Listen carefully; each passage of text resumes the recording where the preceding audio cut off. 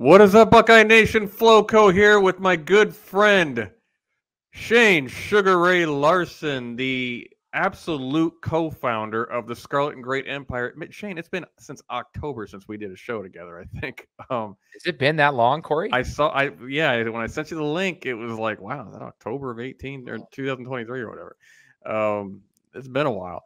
So, hey, it's all good now. It's a party now. We're going to be sitting here talking Buckeye football. I'm going to tee it up to my man Shane here, who knows what he wants to talk about today. We're going to be talking a little bit Justin Frye and Chip Kelly's relationship in the offense, because I'll tell you, Shane's been on us for about a week on this one, saying, guys, I think there's something here. And then he explained it to me earlier today. I'm like, you know what? You got a point. We need to get this on the show. I'm just going to tee it up for him. I'm just going to be here and play moderator for him because Shane is the expert here. I'm just the guy riding the coattails. So appreciate you all for tuning in. If you don't mind, like the video, subscribe to the channel, helps the algorithm. The Ohio State football with Scarlet and Great right here on YouTube. Appreciate you guys as always. Shane, we first got Justin Frye a couple years ago. He came to Ohio State. We were all excited. We can honestly say it's been kind of mixed results with the offensive line. But then his big brother, and Ryan Day's big brother and big mentor, Chip Kelly, says, you know what? I don't want to be the head coach at UCLA anymore. I want to be the offensive coordinator for the Ohio State football Buckeyes in Columbus under Ryan Day. And I want to run the offense, and I just want to coach. And he gets to work with Justin Frye again. Why is that significant? Yeah, man. First and foremost, I'm so excited to be doing this alongside you instead of doing it solo. I know I'm not the attractive character here on this channel. So for those who are Johnny's not here. We can't help that. Oh man, but I was talking to you guys about it, Corey, because I want to talk to Buckeye Nation about this. I really think it's a bigger deal than it's being made to be. I actually think it's awesome. So when Justin Frye comes over from UCLA initially, right, like he had some success there, but what people don't tend to talk about enough is the fact that the success that he had was under a specific kind of scheme.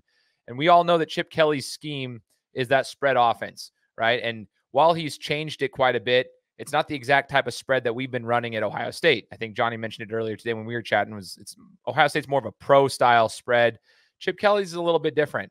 But a lot of us in Buckeye country out here, see, I'm on the West, so I get to hear a lot about UCLA. I've actually been following them, and I enjoy watching what Chip Kelly's been able to do over there with very limited talent. And I know people will get offended by that, but like he didn't have the recruits. It was hard for him to recruit alongside USC and so forth out of Southern California.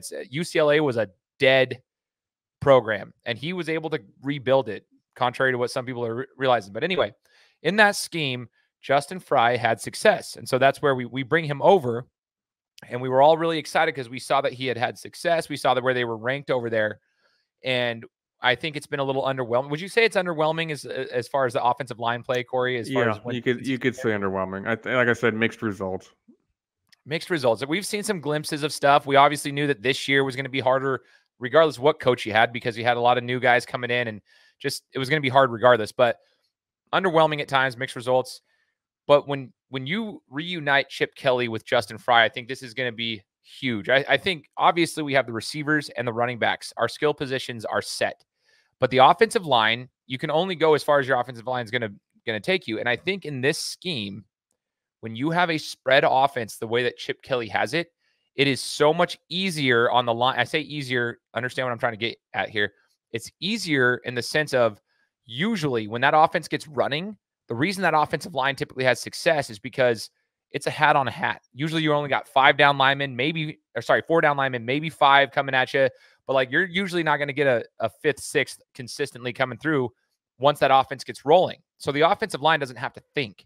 They get to just go hat on a hat, or they have, the numbers advantage, and they typically get a good push off of that. If you're a decent lineman, which we do have, they can get a push. And this is where I'm like really excited to see the growth.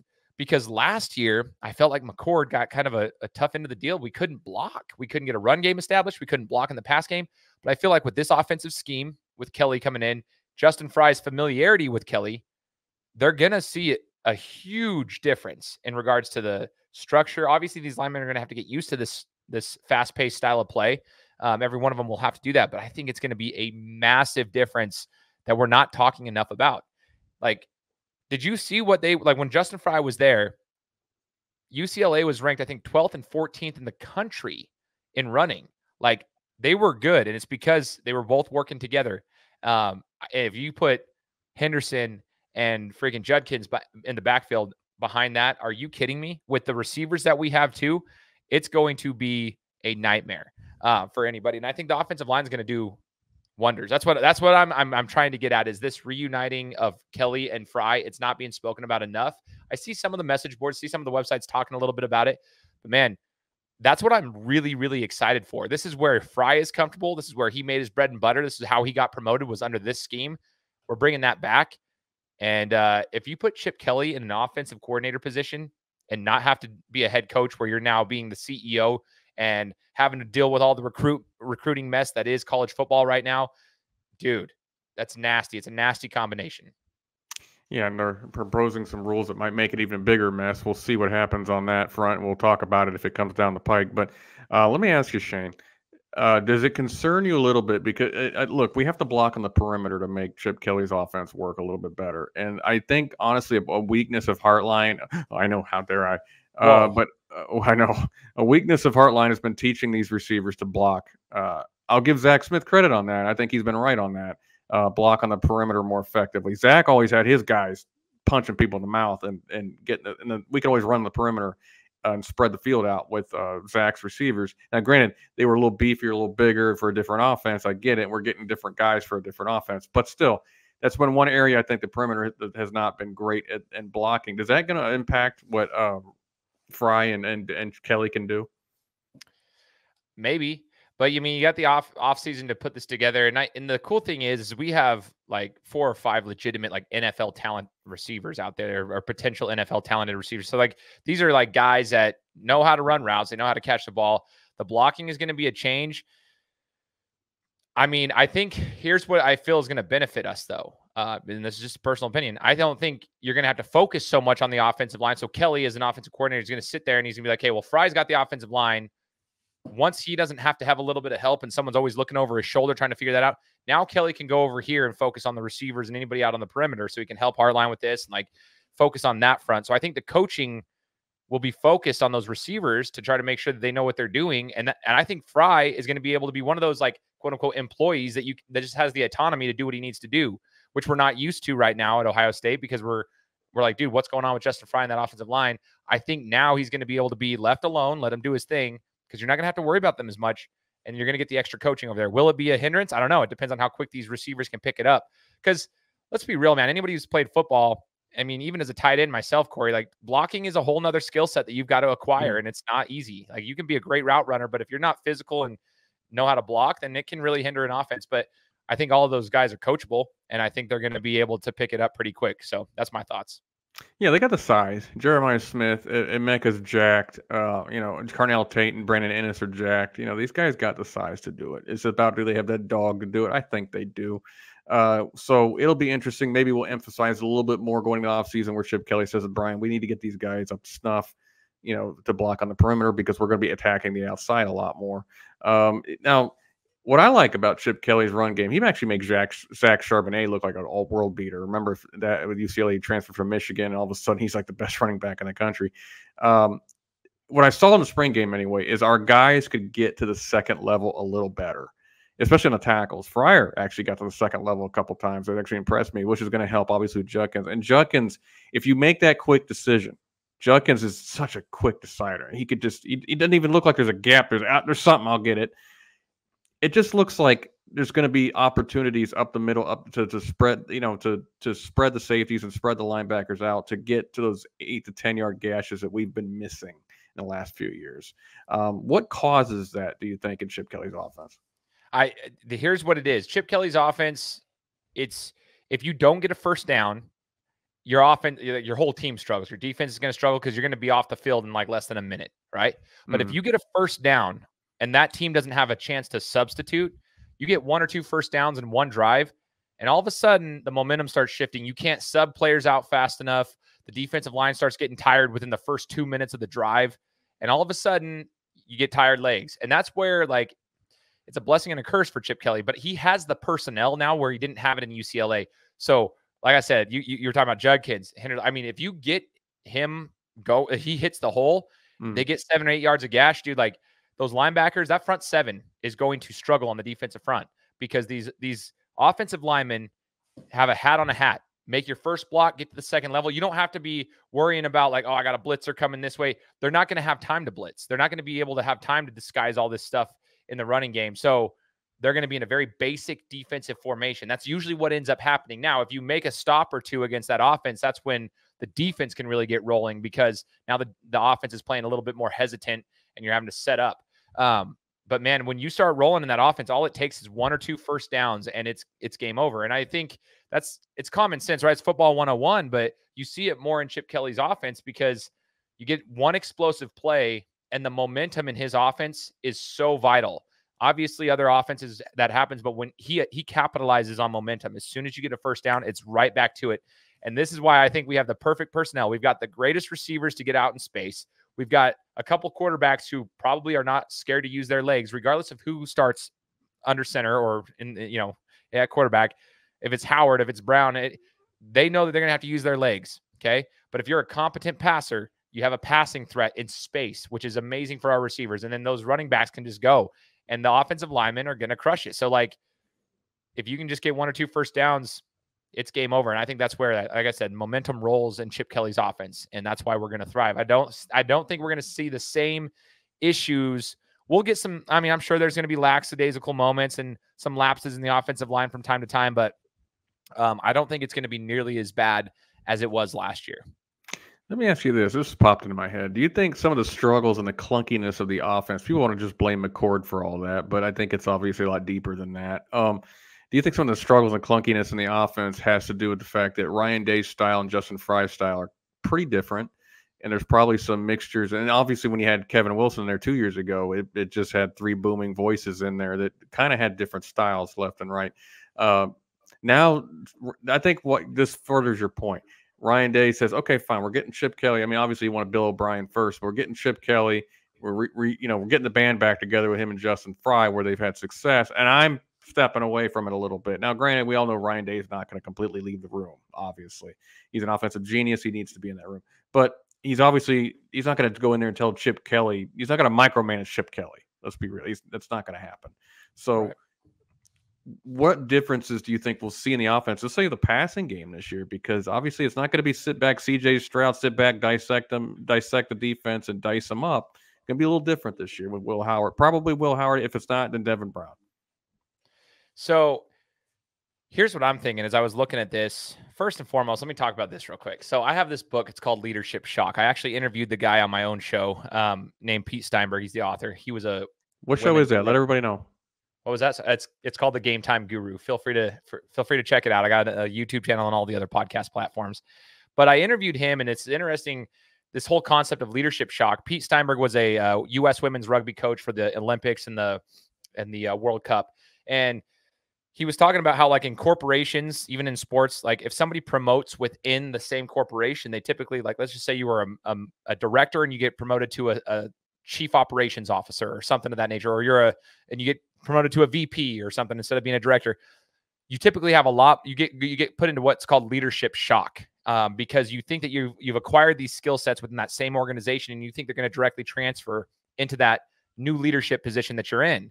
And typically what ends up happening, and you see it a lot in the corporate world, but I'll make a sports comparison here, is in that leadership role, they actually get into the shock mode where they're super inefficient because they don't know how to like manage all the new roles. So I actually feel like Ryan Day in the first couple of years of being a head coach thought he could just translate everything that he had from his time under Urban and just be able to just pull that into the head coach. And obviously that doesn't work. I think we were in a little bit of a quote unquote leadership shock mode.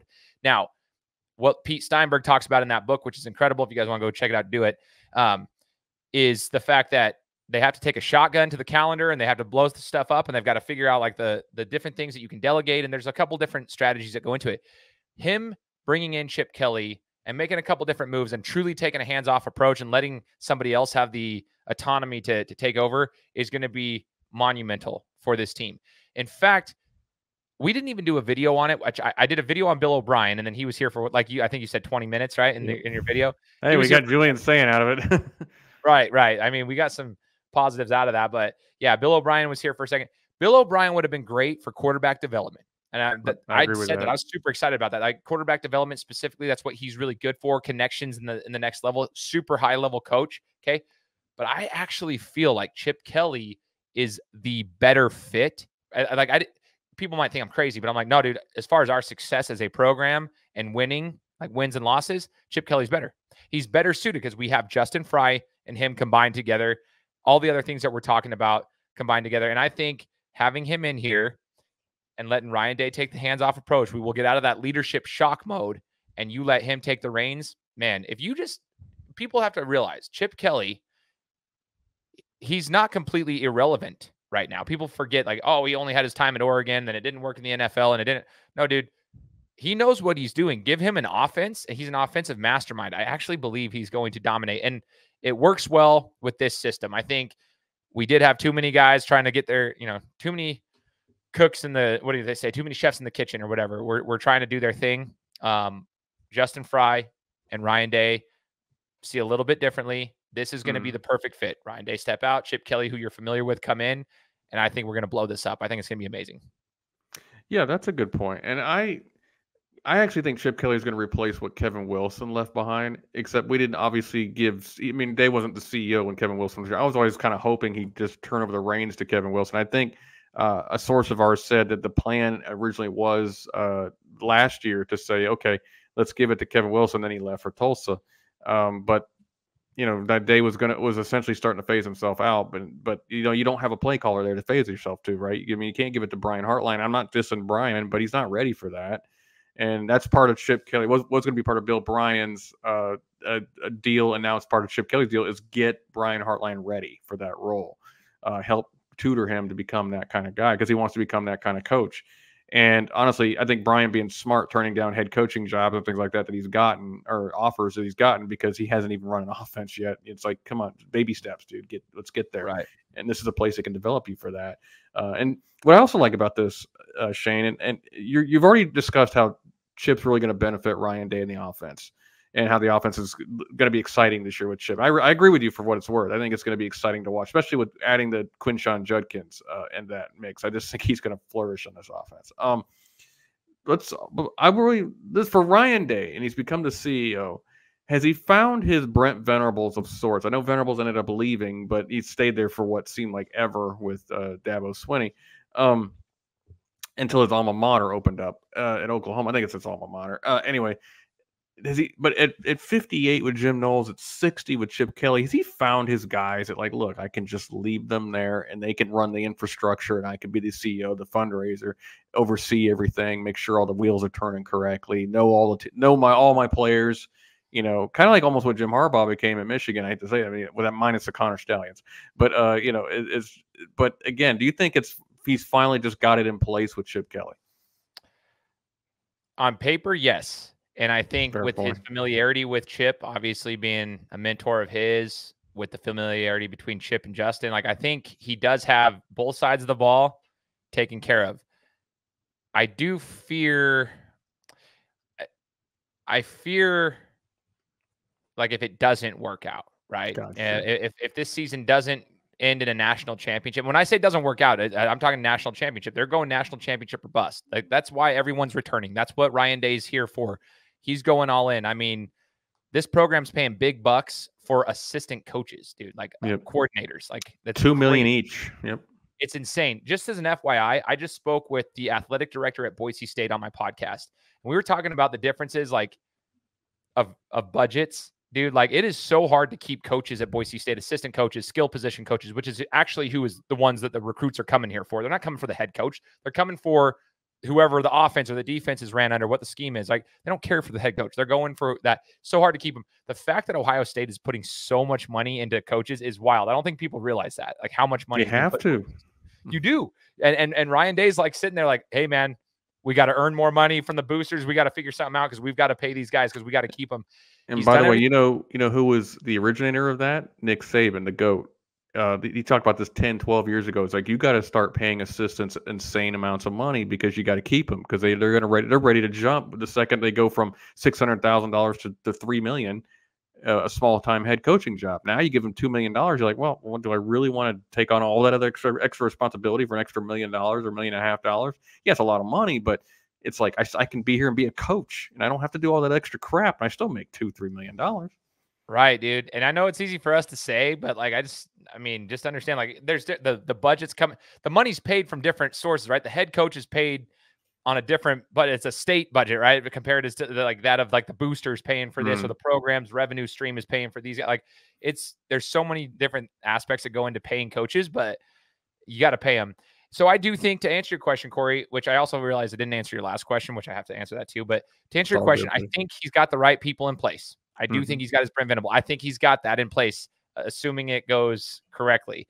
But man, I fear that if it doesn't go correctly, not only will Ryan Day, I mean, he's pretty much already on the hot seat, according to all the Buckeye fans. But like, if he leaves, then is it a complete overhaul and we lose everybody? And then we're in rebuild mode? Probably. See, that's where when you go all in, I feel like we got the right pieces in place, but there's also the downside to going all in if it doesn't, where you're swinging for the fences and then you get clipped, right? You get a Justin Gaethje getting knocked out by Max Holloway. It kind of depends, in my opinion. If they don't win the Natty, yeah, it's a disappointment. But if they get like to the championship game or a game before the championship game, I still think it's looked at as like, okay, well, you know what? We got our Big Ten title. We beat Michigan. We went deep into the playoff. We're not far, you know. I don't think they blow it up if they don't win the Natty, but they do. But they can't lose to Michigan, not make the Big Ten title, and then the first round of the playoff they're out. If you do that, they're blowing it up. If you lose the big games, yeah, you got to blow it up. But here's my other answer to your question that you asked earlier: what kind of, like, from passing standpoint, what you expect to see? I forgot to answer that. So this is what I love about Chip Kelly's offense, and the fact that like Justin Frye is going to have a little bit better chances on the offensive line here, is that you're going to get quicker routes that are out there, but there are going to be times you'll see a little bit more like the good old Justin Fields days, like a rollout. You're going like a lot of misdirection, and then you're rolling out, and you're giving and that gives the offensive line a lot of time to help on backside blocking. Yes, and options for the QB. Yep.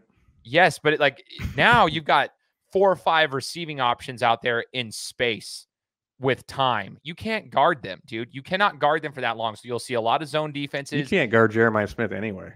Dude, that's the thing. And that's what defenses, once that momentum starts sparking, those quarterbacks, if you're just a semi-competent passer, like if you were Kyle McCord, you could throw for 3,000 yards in this offense without even thinking. If that's what I'm expecting to see. And I know people are going to say that's crazy, but I felt like last year the offense, like you said, was clunky, and there was a lot of it wasn't just McCord. Yes, McCord had a couple bad decisions that he's made. It was clunky with CJ at times too. It wasn't as often. Now CJ's obviously a much better quarterback than Kyle. That's not debatable. But at times it looked like the offense couldn't move even with CJ.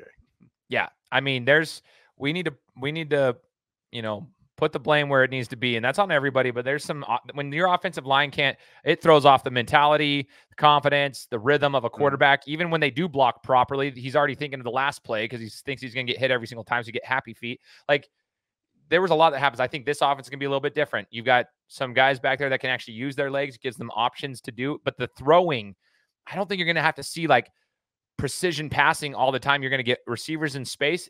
Just get the ball to them. That's all you're going to have to do. Yep. Might be fun. It's going to be a lot of fun because I think we got the guys like Emeka. Imagine him in a slant that's wide open because the linebacker cheats on the run on an RPO, and all of a sudden he's got the middle of the field to himself. It's like, okay, have fun. So dude, game over, dude. Game over. And then watch this. I can just imagine having, whether it's Will Howard or it's Devin Brown, you snap the ball, you're handing it to Judkins, and you're watching that linebacker steps up. You pull it. Emeka's coming across the middle for a slant because it's an RPO. Drills that linebacker. All of a sudden, Devin Brown or Will Howard pulls that sucker. All he's got to do is get outside the defensive end, who hopefully is being blocked because it's just one-on-one, and it's game over. You just get right up the field with the quarterback. That stuff can happen so easily in this offense. If the quarterback makes the right read, bang, bang, and all of a sudden you're in the second level and you got safeties trying to catch it. Like, this is what I'm excited for, man. There's a million ways to attack people with this offense. Absolutely. So good. Especially now that we had a quarterback who can move. I mean, either one of them can move. So that's a good part added to it. So Shane, I think we're coming up on our time now, but Is there any last thoughts you have on this? not just wanted to talk about Chip Kelly and Justin Frye because I never got the chance to talk about Chip Kelly specifically. So I'm excited for it, man. I'm looking forward to this season. This is actually the most excited I've been for a Buckeye season in quite some time. So looking forward to seeing them put some points on the board.